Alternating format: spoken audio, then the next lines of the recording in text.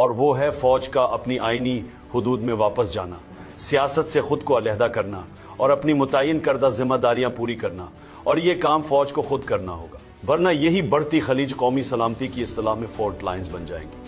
میں اپنی ذات کے لیے کوئی ڈیل یا اپنی جماعت کے لیے کسی سے کوئی رعایت نہیں مانگ رہا۔ بطور سابق وزیر اعظم اور محب وطن پاکستانی، مجھے صرف اپنی فوج کی ساکھ کی بحالی اور وطن عزیز کا مفاد مقصود ہے۔ اس امر کے باوجود کہ فوج دہشت گردی کے خلاف جنگ لڑ رہی ہے اور روزانہ شہادتیں ہو رہی ہیں، اسٹیبلشمنٹ کی پالیسیوں کے باعث عوام اور فوج کے درمیان ہم آہنگی نہیں ہے۔ میں ISPR سے کہتا ہوں کہ جھوٹا بیانیہ نہ دیا کریں۔ بار بار یہ کہنا کہ فوج سیاست میں مداخلت نہیں کرتی قوم کی عقل کی توہین ہے۔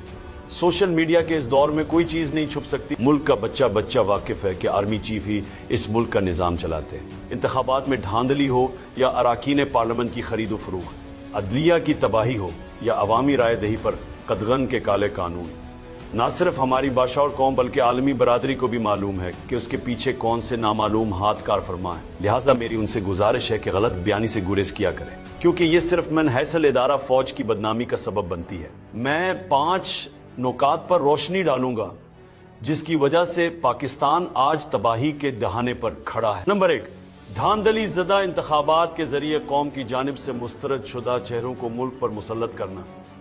اسٹیبلشمنٹ کی اس پالیسی کی وجہ سے ملک کا شدید نقصان ہو رہا ہے۔ ابھی چند سال قبل تک جن کی سرے محل اور مے فیئر فلیٹس جیسی بے شمار کرپشن کی داستانیں قوم کو سنائی جا رہی تھی، انہی کے لیے پوری ریاستی مشینری اور ایجنسیز کو استعمال کر کے نہ صرف قبل از انتخابات بدترین دھاندلی کی گئی بلکہ پولنگ ڈے اور اس کے بعد بھی تاریخ کا سب سے بڑا ڈاکہ ڈالا گیا اور ان کو قوم پر مسلط کر دیا گیا۔ یہ بیانیہ بنانے کی کوشش کی جاتی ہے کہ شریف خاندان اور زرداری پر کیسز سیاسی نوعیت کے تھے، حالانکہ حقیقت یہ ہے کہ ہمارے دور میں نیب کے کوئی کیسز نہیں بنائے گئے۔ انٹیلیجنس ایجنسیوں نے ان کی کرپشن کے ثبوت اکٹھے کیے۔ جنرل احتشام ضمیر اور فاروق لغاری نے کہ اربوں روپے کرپشن اور منی لانڈرنگ کے ڈوزیئرز دیے تھے کہ یہ لوگ کتنے کرپٹ ہیں۔ نیب تو ہمارے کنٹرول میں بھی نہیں تھا، جنرل باجوہ نیب کو کنٹرول کرتا تھا۔ ان کے خلاف تمام کیسز ہمارے ڈور سے پہلے بنائے گئے، تو اس کیس کو بھی بند کر دیا گیا ہے۔ قوم نے دیکھا کہ انہی نیب زدہ چہروں کو ڈیل کی ڈرائی کلین مشین سے گزار کر دوبارہ پاکستان پر مسلط کر دیا گیا۔ نیب ترامیم کے ذریعے NRO دینے کے اس عمل سے ملکی معیشت کو 1100 ارب روپے کا نقصان ہوا۔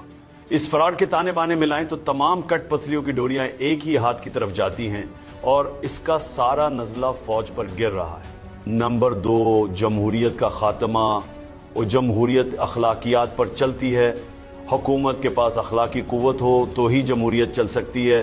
30 سال لگا کر پاکستان میں رفتہ رفتہ جمہوریت کی کچھ بحالی ہوئی تھی، عدلیہ مسلسل جدوجہد سے خود مختار ہوئی تھی، میڈیا کچھ آزاد ہوا تھا اور ملک بہتری کی طرف جا رہا تھا۔ لیکن پہلے سازش سے ہماری حکومت کو ہٹایا گیا، پھر نہ صرف ایک جعلی حکومت کو مسلط کیا گیا بلکہ ان کو دوبارہ ملک پر مسلط کرنے کے لیے آئین توڑا گیا، انتخابات ملتوی کیے گئے، الیکشن سے پہلے ہر حربہ آزمایا گیا، قاضی فائز عیسیٰ کے ذریعے ہمارا نشان چھینا گیا، ہمارے ترجیحی امیدواروں کو میدان سے ہٹوایا گیا، حتیٰ کہ الیکشن کمپین تک نہیں کرنے دی گئی۔ یہ سب کرنے کے باوجود جب الیکشن میں پاکستانی عوام نے ہمیں 2/3 سے بھی زیادہ نشستوں پر کامیاب کیا تو فارم 47 کے ذریعے رزلٹ تبدیل کر کے صرف 17 سیٹیں جیتنے والی پارٹی کو ملک پر مسلط کر دیا۔ اور اس انتخابی فراڈ کو چھپائے رکھنے کے لیے اور تحریک انصاف کو کچلنے کی کوشش میں جمہوریت کو مکمل طور پر پاؤں تلے رون دیا گیا ہے۔ الیکشن آڈٹ کے خود مختار ادارے پتن کی رپورٹ اس سلسلے میں سب کی آنکھیں کھولنے کے لیے کافی ہے کہ کیسے اس ملک میں جمہوریت کا نقصان کر کے دھاندلی کے 64 نئے طریقے اپنائے گئے، میڈیا پر بدترین قدغنیں لگا کر اور انسانی حقوق کو پامال کر کے جمہوریت کے تمام ستونوں کو برباد کر دیا گیا ہے۔ لوگوں کو ان کے نمائندگان چننے کا حق نہیں ہے۔ الغرض جمہوریت کے تمام بنیادی ستون بشمول خود مختار عدلیہ، حق آزادی رائے، آزاد میڈیا اور انسانی حقوق ختم کر دیے گئے۔ اس سب کے پیچھے بنیادی طور پر تحریک انصاف کو کچلنے اور الیکشن ڈاکے پر پردہ ڈالنے کی کبھی کوشش کار فرما ہے۔ نمبر 3، ترجیحات کی غلط سمت۔ وہ ساری دنیا آگے کی جانب سفر کرتی ہے مگر ہم مخالف سمت میں گامزن ہیں۔ پاکستان کو ڈیپ سٹرکچرل ریفارمز، بنیادی ڈھانچے میں اصلاحات کی ضرورت ہے جس میں اداروں کی مضبوطی، قانون کی حکمرانی، اقتصادی ترقی، آمدن میں اضافہ، اخراجات میں کمی، بڑھتی آبادی کے ساتھ روزگار کے مواقع پیدا کرنا، समाजी तहफ़्फ़ुज़, अमन व अमान और मुल्क में नई सरमाया कारी लाना शामिल हैं। इदारों की मजबूती में ये मुल्क की तरक्की का राज पोशीदा है। ये काम मुश्किल है और सिर्फ वही हुकूमत कर सकती है जिसके पास अवामी मैंडेट हो और जिसके पास अखलाकी ताकत हो। इस्लाहात करना NRO जलसाजी से इक़्तिदार लेने वालों के बस की बात नहीं है। यहाँ जाली पार्लियामेंट है, जाली MNAs हैं, जाली वजीर और जाली सदर है। उनका एजेंडा सिर्फ खौफ और हरास फैलाकर अपने तसल्लुत को बरकरार रखना है। मुल्क में इस्तेहकाम तब आता है जब कानून की हुक्मरानी हो और जमहूर को आज़ादी हासिल हो।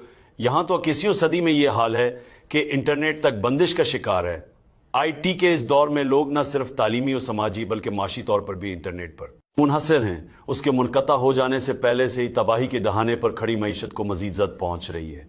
ऑर्डर जस्टिस प्रोजेक्ट के रूल ऑफ लॉ इंडेक्स में हम 26वें तरमीम के बाद सिर्फ गिनती के चंद ममालिक से आगे हैं। दी इकोनॉमिस्ट के इंटेलिजेंस यूनिट के डेमोक्रेसी इंडेक्स में हम हाइब्रिड निज़ाम से आमराना निज़ाम की जानिब गामजन हैं। इसी तरह मुल्क में अमन सिर्फ तब आएगा जब अपने पड़ोसी ममालिक से ताल्लुकात की पॉलिसियों को बेहतर करेंगे और पाकिस्तान के मफादात को सामने रखकर पॉलिसियां बनाएंगे। हमारी अफगानिस्तान को लेकर पॉलिसी संजीदा नहीं है। उसकी वजह से हमें दहशतगर्दी के बढ़ते नासूर का सामना है। नंबर 4, हुनरमंद पाकिस्तानियों और सरमाए की मुल्क से बाहर मुंतकली। पाकिस्तान में जारी जुल्म व जबर के माहौल और लाकानूनियत से अवाम शदीद मायूस है। सरमायाकार और हुनरमंद अफराद जोक दर जोक बिरून मुल्क मुंतकिल हो रहे हैं। 2 साल के अरसे में करीबन 17 लाख अफराद के बिरून मुल्क मुंतकिल होने से मुल्क की माइशत को अंदाजन 15 से 20 अरब डॉलर्स का नुकसान हो चुका है। माशी अदम इस्तेहकाम अपनी इंतहा पर है, ग्रोथ रेट सफ़र है और पाकिस्तान में सरमायाकारी न होने के बराबर है। मुल्क में गुर्बत और बेरोजगारी उरूज पर है। लोग हर हाल में मुल्क से बाहर जा रहे हैं। नंबर 5, मुल्क में इंसानी हुकूक की पामालियाँ। मुल्क में हर जानिब फस्तायत का बाजार गर्म है। बुनियादी इंसानी हुकूक की मुअत्तली और हुर्मतों की पामाली समेत वो सब कुछ हो रहा है जो मशरकी पाकिस्तान में किया गया था और सुकूते ढाका जैसा सानहा वकू पजीर हुआ। 8 फरवरी को एक बार फिर हमारे एहतजाज को नाकाम बनाने की कोशिश में मुल्क भर में छापे मारकर चादर चार दीवारी का तकद्दुस पामाल किया गया। ये सिलसिला अब तक जारी है। पंजाब पुलिस शाह से ज्यादा शाह की वफादार बनकर बदमाशी पर उतरी हुई है। वजीराबाद में पुलिस ने हमारे एक कारकुन का जनाजा तक नहीं पड़ने दिया। 9 मई और 26 नवंबर जैसे सानेहात में रियासत की जानिब से की जाने वाली इंसानी हुकूक की संगीन पामालियों पर भी कोई एक्शन नहीं होता तो इस मुल्क में किसी को इंसाफ मिलना मुमकिन नहीं है। 9 मई और 26 नवंबर को हमारे नहते जमहूरियत पस कारकुनान पर जुल्म व तशद्दुद की इंतहा कर दी गई। पुरामन शहरियों पर सीधी गोलियां चलाकर शहीद किया गया। सियासी इंतकाम की आड़ में 3 साल में 1 लाख से जायद मरतबा शहरियों के घरों पर छापे मारे गए। हमारे 20,000 से जायद वर्कर्स और सपोर्टर्स को गिरफ्तार किया गया और सैकड़ों को अगवा करके तशद्दुद का निशाना बनाया गया। हजारों बेगुनाह लोगों को कई कई माह झूठे केसेस में जेलों में रखा गया। लोगों से सियासत करने का हक छीना गया। सिविलियंस को मिलिट्री हिरासत में देकर तशद्दुद का निशाना बनाया गया। बलूचिस्तान में जो इंसानी हुकूक का हाल था अब पूरा मुल्क उसकी लपेट में है। मेरे केसेस के लिए पॉकेट जज भर्ती किए जा रहे हैं। मेरे वकला को जेल ट्रायल में जाने नहीं दिया जाता और सहाफियों को भी अपनी मन मर्जी से अंदर भेजा जाता है। ये सब इस वजह से है क्योंकि पाकिस्तान में 26वें आईनी तरमीम के बाद निज़ाम अदल का मुकम्मल तौर पर जनाजा निकल चुका है और जिसकी लाठी उसकी बैंस का कानून चल रहा है।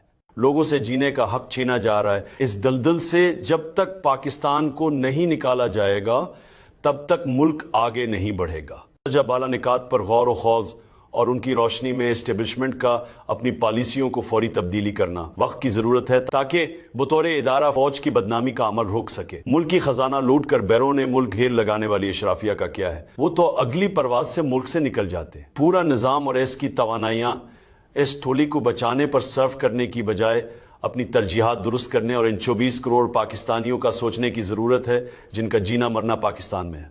जाती मफादात से बालातर होकर और अपनी गलतियों से सीख कर तमाम इक़दामात और पॉलिसीज को आईन और कानून के दायरे में लाना पाकिस्तान की बका और तरक्की का वाहिद रास्ता है। सियासी और माशी इस्तेहकाम और मुल्की सलामती के लिए नागुज़ीर है फौज और आवाम के दरमियान खलीज कम हो और उस बढ़ती खलीज को कम करने की सिर्फ एक ही सूरत है और वो है फौज का अपनी आईनी हुदूद में वापस जाना, सियासत से खुद को अलहदा करना और अपनी मुतय्यन करदा जिम्मेदारियां पूरी करना। और ये काम फौज को खुद करना होगा वरना यही बढ़ती खलीज कौमी सलामती की इस्तिलाह में फॉल्ट लाइन्स बन जाएंगी।